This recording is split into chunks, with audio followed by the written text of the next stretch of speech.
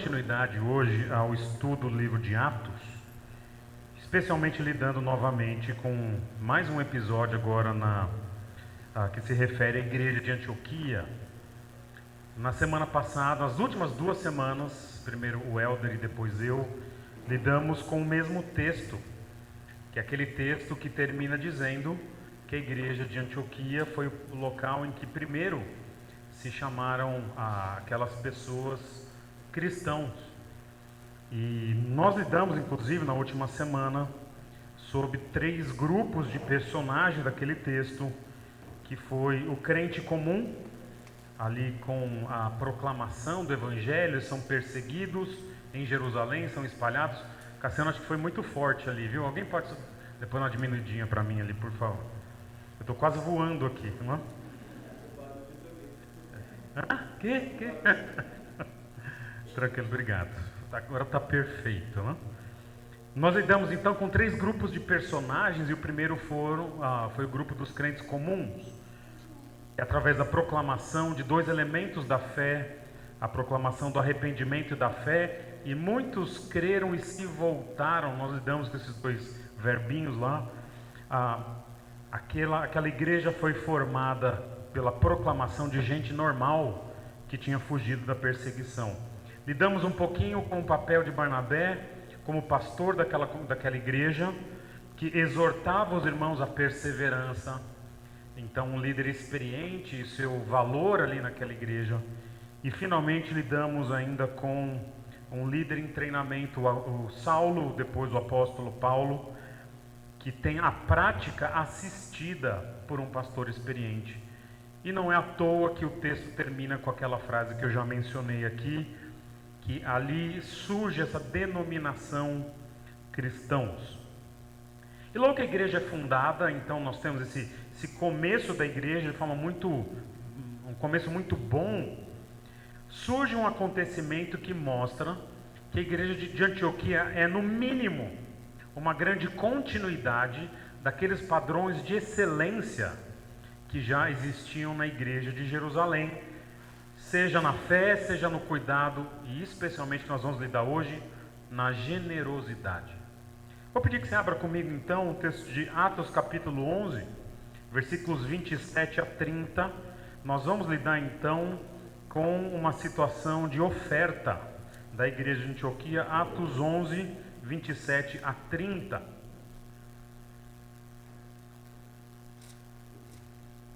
Eu dei o título para esse sermão de oferta de amor, porque vai lidar com oferta e vai lidar com amor. Mas existe uma música chamada Oferta de Amor que não tem nada a ver com dinheiro, né? Mas é uma música muito bonita, então eu achei, poxa, a música é bonita, o texto também, vou dar o mesmo título do texto, do sermão que nós temos nessa música. Diz assim o texto, eu estou comandando aqui, Mateus, ou você comanda aí? Sou eu. Ótimo. Naqueles dias, alguns profetas desceram de Jerusalém para Antioquia. Um deles, Ágabo, levantou-se e, pelo Espírito, predisse que uma grande fome sobreviria a todo o mundo romano, o que aconteceu durante o reinado de Cláudio. Os discípulos, cada um segundo as suas possibilidades, decidiram providenciar ajuda para os irmãos que viviam na Judéia. E o fizeram enviando suas ofertas aos presbíteros pelas mãos de Barnabé e Saulo. Esse é o texto de hoje, e esse texto ele lida com um dos grandes dilemas de quem prega expositivamente, vai vindo de texto a texto, que é se a gente faz ou não faz, Helder, doutrina a partir das narrativas. Conheço pessoas que estão estudando isso, né? E alguns dizem que não se faz doutrina a partir de narrativas. Aí eles vão dizer que a narrativa ela tem uma função basicamente de estabelecer um fundamento histórico para a teologia que vai vir de outros gêneros literários da escritura. Eu não quero entrar em questões técnicas aqui hoje, mas não é o que a gente acredita. A gente acredita que as orientações bíblicas, elas estão na Escritura como um todo, e respeitado o jeitão ali, o gênero literário da passagem, a gente pode extrair elementos doutrinários de todo tipo de texto das Escrituras. Se a gente não usasse narrativa para fazer teologia ou doutrina, a gente ia jogar fora na Escritura mais da metade, talvez, da Escritura, sem poder usar como fundamento teológico para algumas práticas, inclusive da igreja. Mas talvez o mais importante a se observar, pelo menos no texto de hoje, é que algumas narrativas, esse gênero que conta uma história, há uma indicação no texto se aquela narrativa, se o autor bíblico está aprovando alguma atitude, ou ele está repreendendo a igreja ou os personagens por alguma atitude. E no caso desse texto aqui, eu vou já recontar a história para vocês, fica muito claro que Lucas tem o objetivo de demonstrar com muito bons olhos o que a igreja de Antioquia está fazendo aqui. Me parece que Lucas vê algo exemplar aqui nessa igreja tão nova, e o que eles fazem é digno de nota, de tão positivo, que ele registra isso tipo para sempre.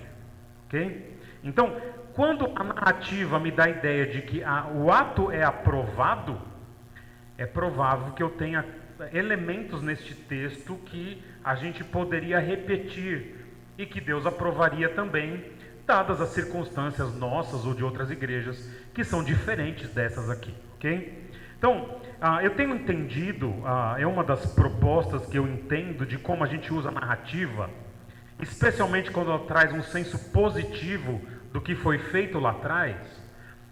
Eu já trouxe isso para vocês num sermão, mas a narrativa, para a gente aqui na igreja, funciona muitas vezes com 3 elementos temporais. Já eu entro no texto, tá? Isso é só um preâmbulo aqui. Primeiro, narrativa ela tem uma função de passado, uma função histórica. Ela mostra para a gente como foi a igreja em determinado momento, uma história da igreja. Como foi a igreja? A igreja era assim. Então ela tem uma função histórica. Mas narrativa não tem só função histórica. A gente vai dizer que a narrativa tem uma função de lidar com o presente, ou melhor, com a essência das coisas.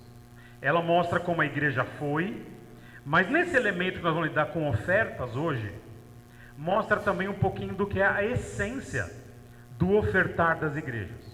Então ela lida com o que foi a história, mas lida com o que é a essência também.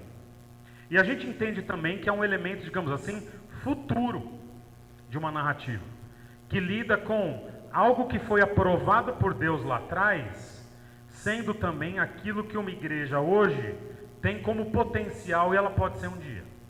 Então veja, é o que a igreja foi, no sentido histórico, é o que a igreja é no sentido de essência, e é o que a igreja pode ser no sentido potencial. E a partir desses 3 elementos que eu quero conversar com vocês hoje aqui, e eu vou então fazer o seguinte, eu vou recontar a história, relembrar a história, com o meu jeitinho, e depois nós vamos lidar com 6 princípios, 6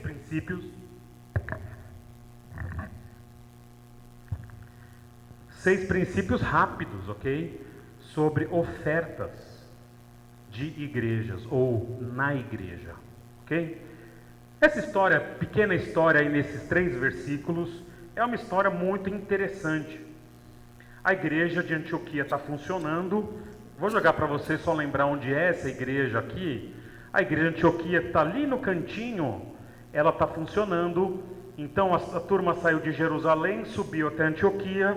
A igreja ela já havia começado, e ela começa com aqueles crentes, e de repente pessoas saem de Jerusalém, diz o texto que descem para Antioquia. Você fala, mas no mapa eles subiram. Não, é porque Jerusalém é mais alta, e eles descem para Antioquia, e vem uma turma visitar, né? Faz um interigrejas, né? Então vem a turma de Jerusalém e vai visitar a turma de Antioquia, aquela igreja em que Saulo e Barnabé estão liderando ali há algum tempo. E chega um camarada chamado Ágabo, né? Ágabo ele faz algumas participações especiais, né, em Atos, ou o famoso FIT, né? featuring, né? Ágabo, ele vem, faz alguma coisa e depois sai. Então ele tem uns 2 ou 3 feats em Atos. Ele faz uma participação especial e ele é um profeta. Vem um grupo de profetas. A gente entende que na época do Novo Testamento havia profetas. A gente entende aqui na nossa igreja que o ministério profético ele encerrou no primeiro século, mas há igrejas que interpretam a profecia hoje de outra forma, a gente não vai discutir isso hoje, mas naquela época havia profetas na igreja. Esse grupo vai visitar Antioquia e diz o texto que Ágabo profetiza que haveria uma grande fome no mundo romano. Então, todo aquele império romano ali, eles iam passar por uma grande fome. E o texto vai dizer que os discípulos, ele usa essa palavra, os discípulos, versículo 29, indicando que foi algo que surgiu na igreja, não foi da liderança, foi a igreja que compõe os irmãos e a liderança, todo mundo ali decide então fazer uma vaquinha, fazer uma oferta e enviar essa oferta para Judeia, que é a região onde fica Jerusalém e onde também o evangelho já tinha sido pregado. E Lucas vai dizer, como um comentário, uma nota histórica, que de fato essa fome aconteceu no período do imperador chamado Tibérius Cláudio César Augusto Germânico, que governou Roma do ano 41 a 54. Salvo engano, essa fome aconteceu por volta do ano 48. Ok? Então, Lucas escreve depois dos episódios. Ele sabe da profecia, possivelmente morava em Antioquia, ele depois viu que a fome veio, e agora, quando ele está escrevendo, depois de tudo isso, ele conta o que tinha acontecido antes e depois com a profecia e com o levantamento da oferta. E o texto vai dizer que essa igreja, então, faz uma oferta de forma absolutamente espontânea e proporcional. E a oferta é enviada para a Judeia, para os pastores, para os presbíteros, pela mão de Saulo e de Barnabé. É essa a história. Dessa história, eu quero enfatizar agora alguns princípios que são observáveis em como essas ofertas, esse levantamento de recursos financeiros, como isso se deu naquela ocasião. Primeiro princípio é que a oferta que é levantada foi uma oferta de fé. Todo mundo enxerga aqui? Olhando aqui, no meu computador parece grande, né? Mas ok. Primeiro princípio, que foi uma oferta de fé ou uma oferta motivada pela fé. Interessante que quando você olha o texto numa leitura rápida, a gente pensa assim, nossa, o que motivou a oferta da igreja de Antioquia? Levantou dinheiro para ajudar outras igrejas ou a igreja de Jerusalém? O que motivou? Se você ler rápido o texto, você vai dizer, foi a fome. Mas não é isso que o texto diz. O que motiva a oferta não é a fome. O que motiva a oferta é uma profecia de que haveria fome. Não tem fome ainda, só tem uma profecia. Mas o texto menciona, pelo Espírito, o profeta predisse. Olha o que está acontecendo. A igreja está lá, sei lá, tem uma reunião de oração. Algum momento um profeta se levanta, turma, eu tenho algo para falar. Deus está me mostrando que vai ter uma grande fome em todo o Império Romano. Tendo dito isso, ao se perceber, de alguma forma Lucas percebe, possivelmente todos percebem, que essa profecia veio de um homem que falava por intermédio do Espírito de Deus, e bastou haver a profecia. Não tem fome ainda. A igreja fala, quer saber? A gente crê tanto que isso é real, que está aqui o nosso dinheiro. Isso é que é uma oferta de pessoas que creem que era Deus que estava falando ali. Interessante, né? Isso é uma oferta feita pela fé. A fome não tinha acontecido ainda. A fome vai acontecer depois. Vocês lembraram de uma história de uma menininha de fé? Essa história é conhecida no meio de pastores, pregadores. E essa história eu já contei para alguns aqui em algum momento atrás. Quando a igreja era lá no Alvinópolis, eu me lembro de contar uma história parecida com essa. Se você já contei para você, desculpa. Se eu não contei, presta atenção. Essa história é interessante. Houve um momento lá nos Estados Unidos, no século passado, em que ali no meio oeste começou uma grande seca. E vários meses sem chuva, e a turma ali de uma igreja rural, de interior, todos eles começaram a sofrer muito com seca. Você começa a tudo secar, a horta seca, de repente os rios secam, de repente os lagos secam, de repente os poços secam. E havia ali todo um burburinho na igreja se reunindo, de que realmente a coisa estava difícil, enfim. Até que um dia aquela igreja falou: gente, acho que a gente não está fazendo a coisa da forma certa. Eu acho que a igreja precisa se reunir por um motivo. Nós vamos nos reunir nessa semana para orar por chuva. Interessante, né? Tem um pedido de oração hoje. Nossos pedidos de oração, às vezes os pedidos são muito importantes, mas às vezes, em alguns lugares, a gente não tem noção de quão básicos são os pedidos de oração. Algumas regiões da África, ou até do Brasil, se fosse abrir um momento de oração, seria: o Senhor, eu quero orar por comida. No caso aqui, eles estão orando por água. Quando o pastor ia começar a reunião de oração, chega uma menininha caminhando com uma roupinha amarela, senta e ela tem um objeto vermelho ali do lado dela, bem grande. E o pastor ia começar a reunião de oração, quando ele olha, aquela menina está com um guarda-chuva. Ele fala: menina, por que você trouxe o guarda-chuva? E ela respondeu: ué, a gente não ia orar por chuva? Foi a única que levou o guarda-chuva. Isso é alguém que tem fé. Essa turma tem um guarda-chuva. Eles ouvem falar, através de um homem de Deus, que vai vir fome. Ok, eu não preciso esperar. Está aqui o meu guarda-chuva. Vamos ajudar. Queridos, toda oferta financeira, ela é um ato de fé. É um ato de confiança de que Deus é o nosso provedor. E de que Ele usa a gente também como objeto e fonte de provisão para outros. Eu não sei quanto tem sido a medida da sua generosidade, a gente vai conversar sobre isso daqui a pouquinho no texto. Às vezes alguns dão 10, 15, 20, sei lá, por cento da sua renda.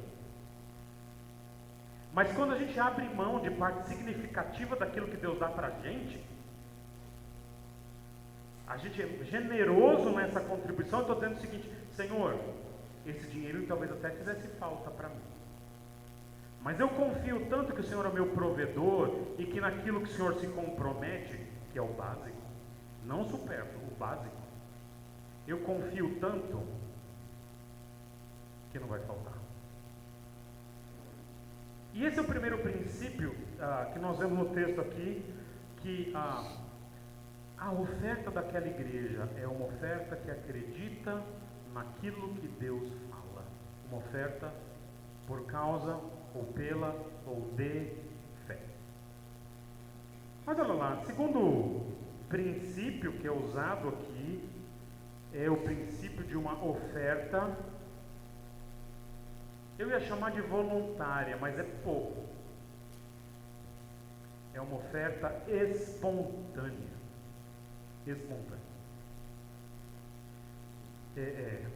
Sim, há uma necessidade que é observada aqui, futura. Vai haver uma fome, mas não há no texto indicação nenhuma de que existe alguma obrigação em se contribuir com outra igreja. Sim, É necessário observar a necessidade das pessoas e das igrejas. É necessário observar se tem alguém do nosso meio que precisa de assistência, seja uma pessoa, seja uma família, seja uma igreja, uma cidade. Mas observar necessidades não significa que nós temos a obrigação de contribuir. Deus espera que a gente contribua, ok? Mas o texto do Novo Testamento, segundo aos Coríntios 9:7, vai dizer o seguinte: que Deus ama quem dá, quem oferta com alegria. A oferta é espontânea. Eu sempre observo, turma, como que a igreja, e muito do que eu falo hoje aqui, turma, tem que ver com a nossa igreja, a nossa realidade, ok? Nas aplicações. Se você não é da igreja, ouça também a palavra de Deus, mas a aplicação é nossa, da casa. Eu sempre observo como as igrejas e como a igreja funciona. Aqui na nossa igreja, ela funciona nesse sentido das necessidades versus as contribuições. Os irmãos que trabalham comigo nessa área, que estão sendo treinados por diaconato, eles sabem que a gente monitora a situação dos irmãos. A gente observa. Fulano, ciclano, beltrano.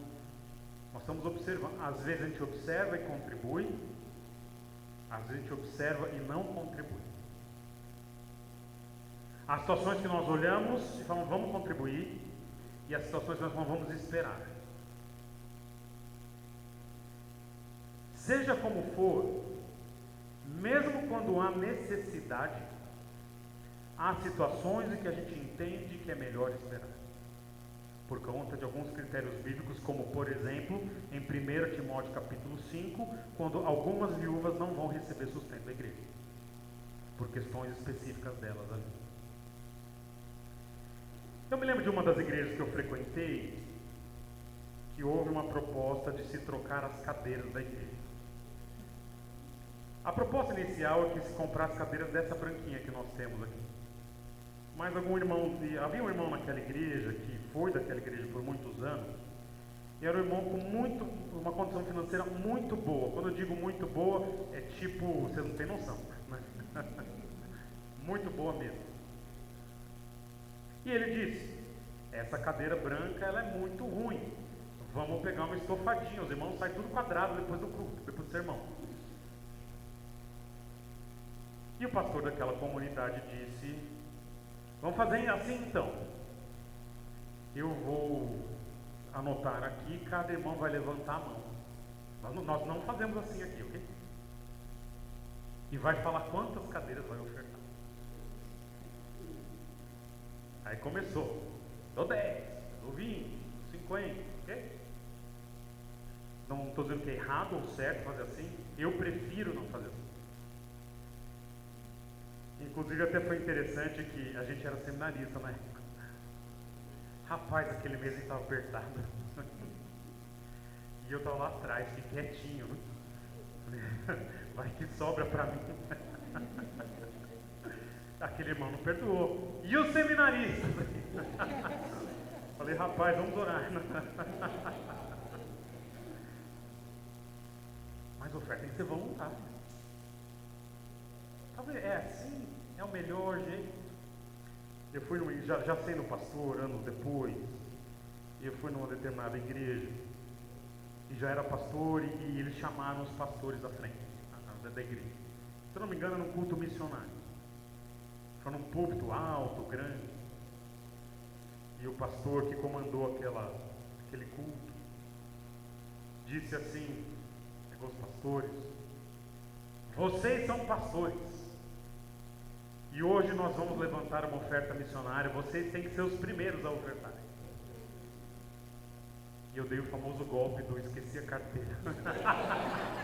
Não foi golpe, eu tinha esquecido, eu estava lá, calma. Olha, irmãos, eu respeito perspectivas diferentes nesse aspecto. Mas eu entendo que há princípios mais elevados para a gente lidar com o dinheiro da igreja. Me parece que o fato de ser espontâneo e voluntário tem mais valor do que o voluntário ser. E aí, você não vai dar? Não? Voluntário. Segundo aos Coríntios 9:7 diz, cada um dê conforme determinou em seu coração. Cada um determina no seu coração, não determina no coração do irmão. Não com pesar, droga. De novo, né? Ou por obrigação, tá, eu estou vendo a necessidade, tá. Pois Deus ama quem dá com alegria. Me parece que há um sentido de uma certa voluntariedade, espontaneidade nas ofertas aqui. Também. Não mais uma narrativa, num texto mais prescritivo.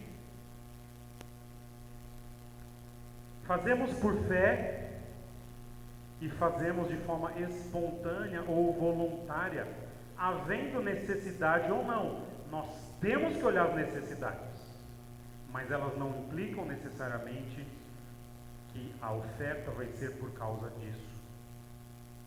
Oferta é a expressão desse coração alegre, grato, generoso. Terceiro aspecto, que terceiro princípio para a oferta que eu vejo neste texto, é quando o texto usa a expressão ajuda aos irmãos. Decidiram providenciar uma ajuda aos irmãos. Esse termo irmãos, significando algo próximo de alguém com quem eu tenho algum laço fraternal e eu quero ajudar. Assim, é uma oferta motivada não apenas por fé, não apenas espontânea, mas uma oferta motivada por amor. E por ser motivada por amor, eu dei esse título para o sermão, Oferta de Amor. O que motivou a igreja de Antioquia a ofertar? A fome que foi predita em todo o mundo romano. Eu acho interessante que Antioquia também é mundo romano. Ah, vamos guardar o dinheiro porque vai vir a fome. Mas o que eles pensam? Vai vir a fome. Nossa, e os meus irmãos?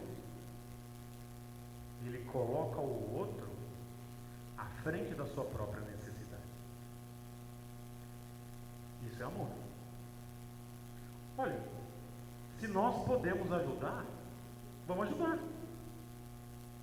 A questão do amor é tão importante nessa questão das ofertas, que quando Paulo vai escrever sobre questões de possíveis causas de divisão para uma igreja, a questão dos dons e tudo mais, e ele menciona um capítulo sobre amor, ele menciona que ofertar sem amor não tem valor. Quer ver? 1 Coríntios capítulo 13, versículo 1, versículo 3, ainda que eu dê tudo aos pobres, ou ainda que eu dê aos pobres tudo o que possuo, e entregue meu corpo para ser queimado, mas não tiver amor, nada disso valerá.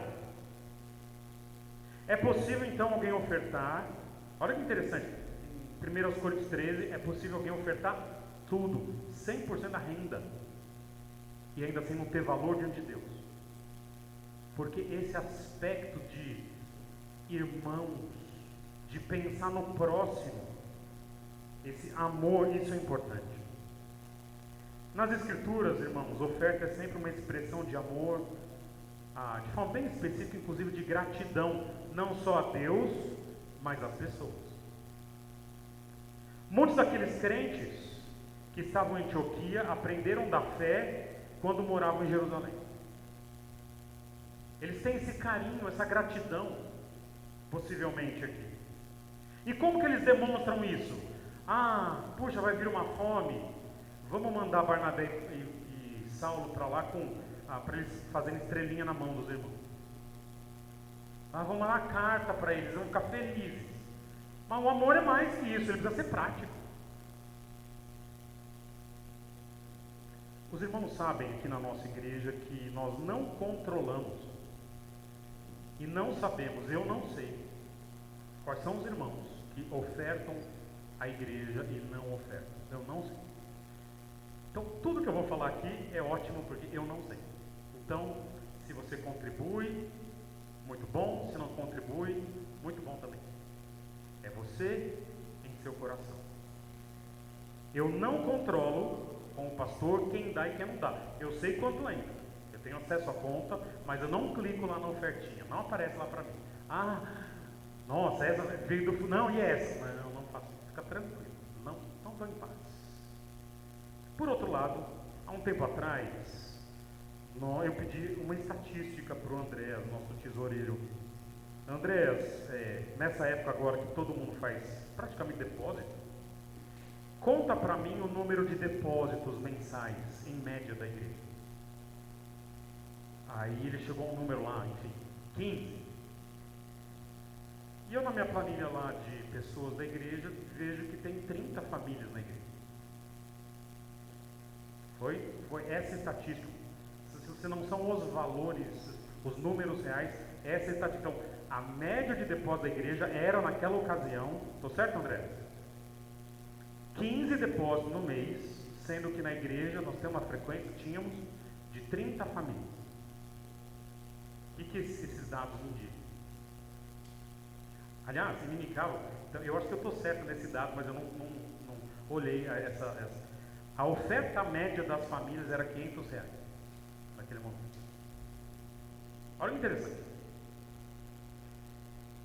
As famílias, então, elas frequentavam a igreja, as 30 famílias frequentavam, pessoas da igreja, ou membros, ou quase novos membros e tudo mais.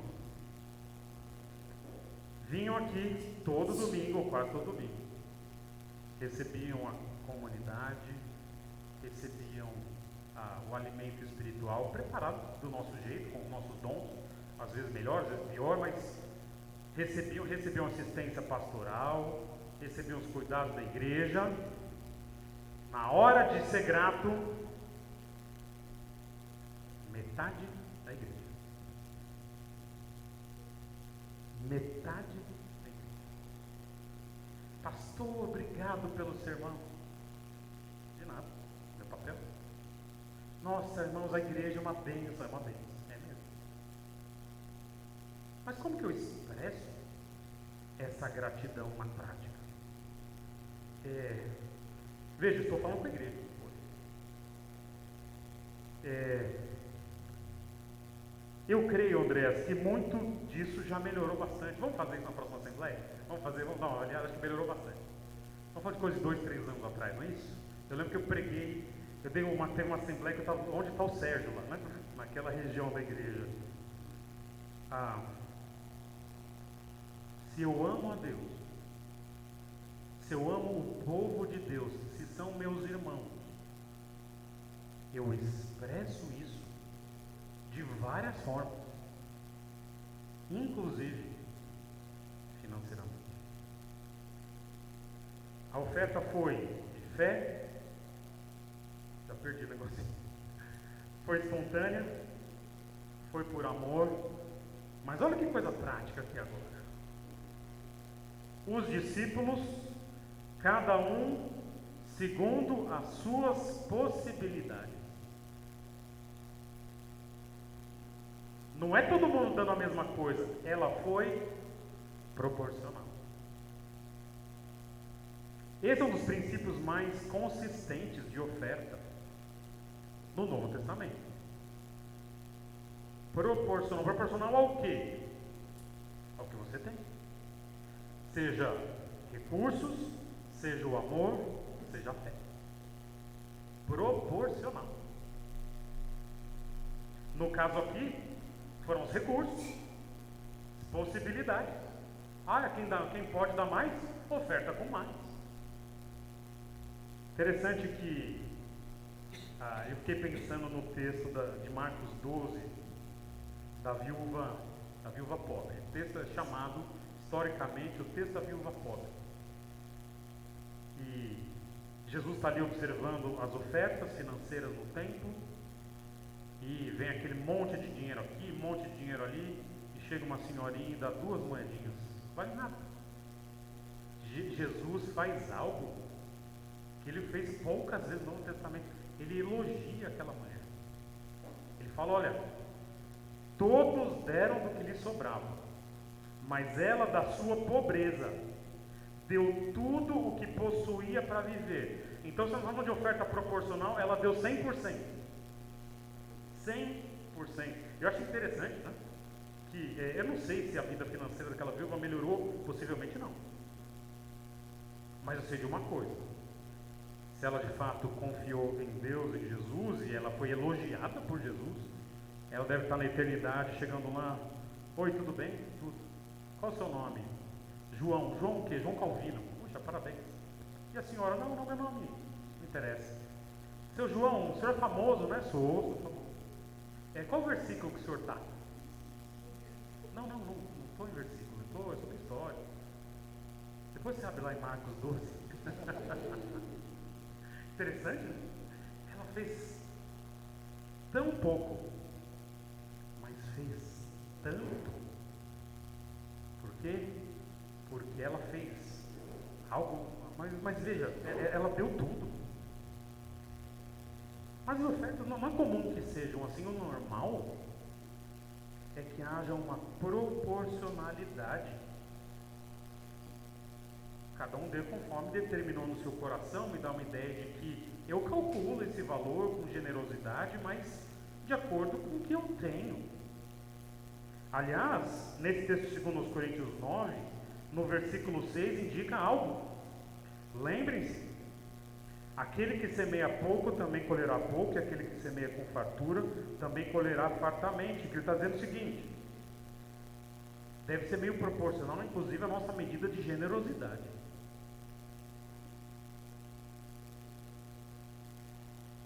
Sabe, irmãos, eu não sei avaliar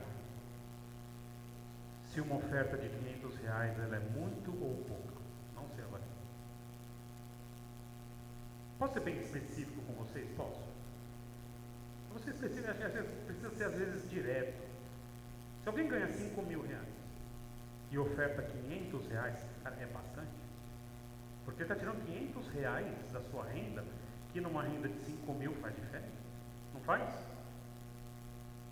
Agora, se o indivíduo ganha R$100.000, fala: não, eu vou ser generoso, eu vou dar R$1.000 na igreja. Rapaz, ele gasta isso na pizza de ouro. Tem, não tem? Não que eu já tenha, né? Eu sou. Marcão falou: tem. Eu já comi doce, o chocolate com ouro, já comeram?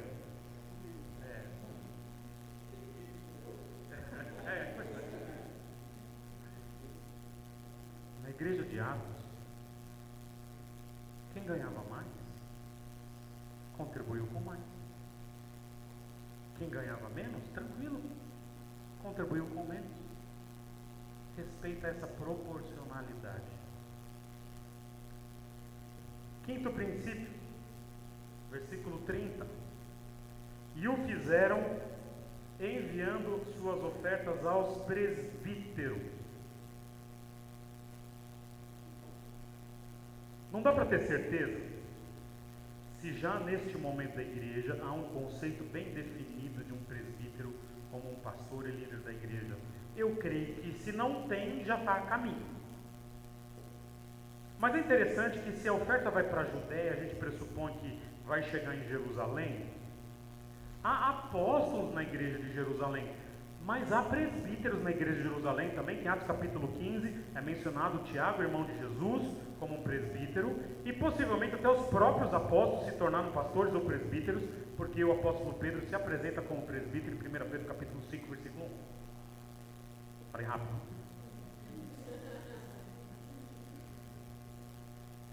Mas quando se trata da administração da igreja, é necessário pensar que aqueles que são os nossos presbíteros e pastores precisam ser pessoas que têm condição ética e administrativa de supervisionar o uso financeiro da igreja. No Novo Testamento, inclusive, a gente entende que pastores, presbíteros, eles lidam com dinheiro na igreja, com cuidados, mas lidam. 1 Timóteo 5, novamente mencionando para vocês, eles administram a oferta para as viúvas. mas os diáconos também lidam com a questão das ofertas, pelo menos com alguma administração de recursos, porque se a gente entender que Atos 6 é a instituição do diaconato, são eles que administram as refeições da igreja, isso envolve dinheiro. Nós sempre temos um padrão muito elevado com justiça, isso é certo, no que diz respeito à vida moral de pastores e líderes e presbíteros.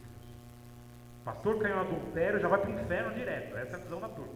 Não vai, mas perde o ministério, ok, justo, pelo menos temporariamente, até restaurado, se for o caso de restauração, enfim. Mas a realidade é que na parte da administração financeira,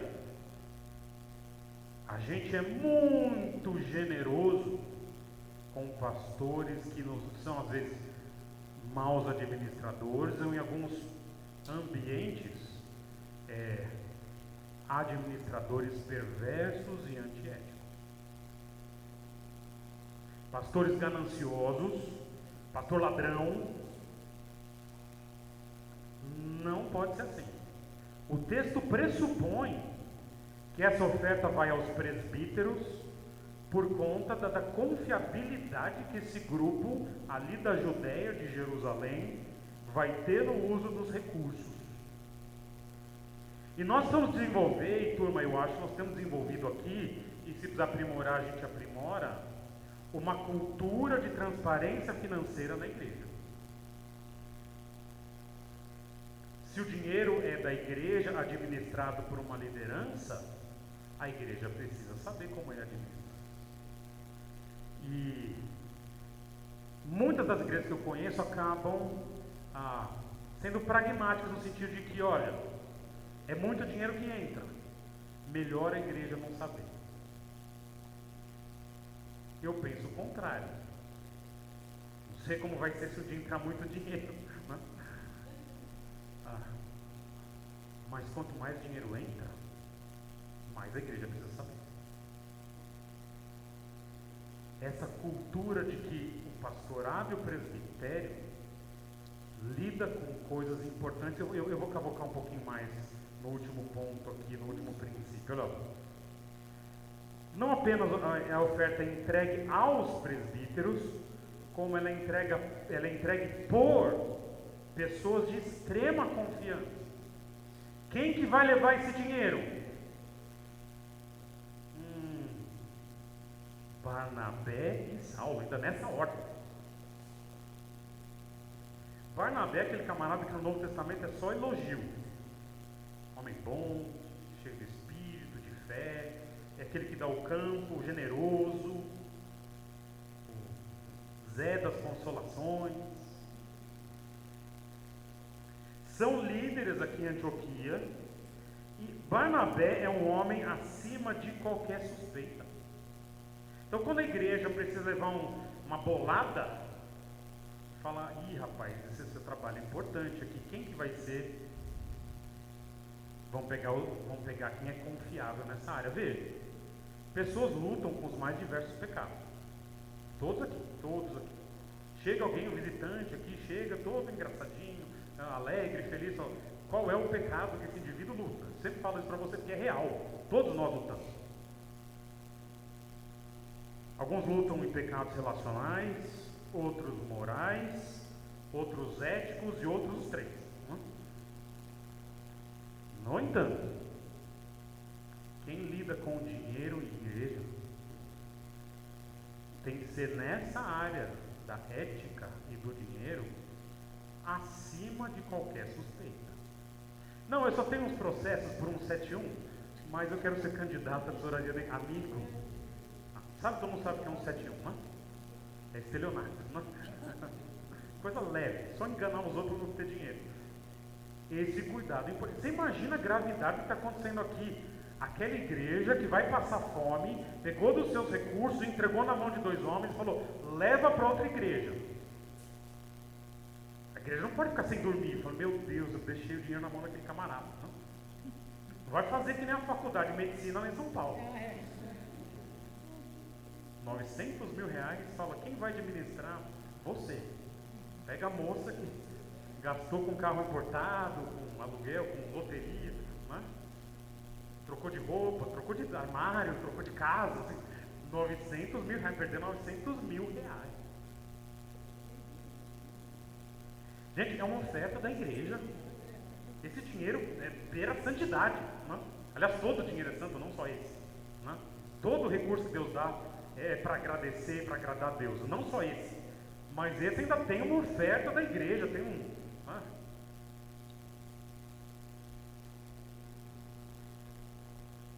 As pessoas que cuidam de finanças em igreja não podem ser gananciosas, não podem ser indiscretas. Nossa, você viu quanto o irmão ganha? Já pensou? Não pode. E devem ter um senso absoluto de responsabilidade. Não está no texto isso, ok? Eu estou trazendo a partir dessa confiabilidade de Saulo e Barnabé, que então é, digamos, uma aplicação indireta, na melhor das hipóteses. Deus tem nos abençoado grandemente nessa área na igreja. Nunca tivemos problema nessa questão financeira e esperamos não ter. São irmãos competentes e de absoluta confiança, né? Entrego a chave da minha casa, meu carro, entrego a mole para cuidar, né? São esses princípios que, na minha opinião, são perceptíveis nesse texto. É uma oferta de fé, espontânea, por amor, proporcional, direcionada para o cuidado dos presbíteros, para eles administrarem, e feita por meio de mãos de pessoas confiáveis. Vocês observaram que mudou alguma coisa no culto hoje, não? Faltou um negócio, faltou? Faltou o momento das ofertas. E eu pedi gentilmente que o Cassiano e a turma da música deixassem o momento das ofertas para agora. E são esses os princípios que nós vamos nortear as ofertas de hoje, que muitas não serão aqui, acho que a maioria, talvez nenhuma será aqui. Mas lembre, se sua oferta é uma oferta de fé, porque você crê que Deus, Ele ordena assim, que Ele supre. Se ela é espontânea, embora haja necessidade, que é uma oferta por amor, por gratidão à igreja, a Deus, a quem tem ministrado a palavra e aos irmãos que de alguma forma se beneficiam das ofertas da igreja. Se ela é proporcional ao que você ganha, e se ela vai ser bem administrada por presbíteros e pelos irmãos que cuidam do dinheiro na igreja. Então vamos ficar de pé. Nós vamos ter o momento da música, que vai ser Grandioso És Tu.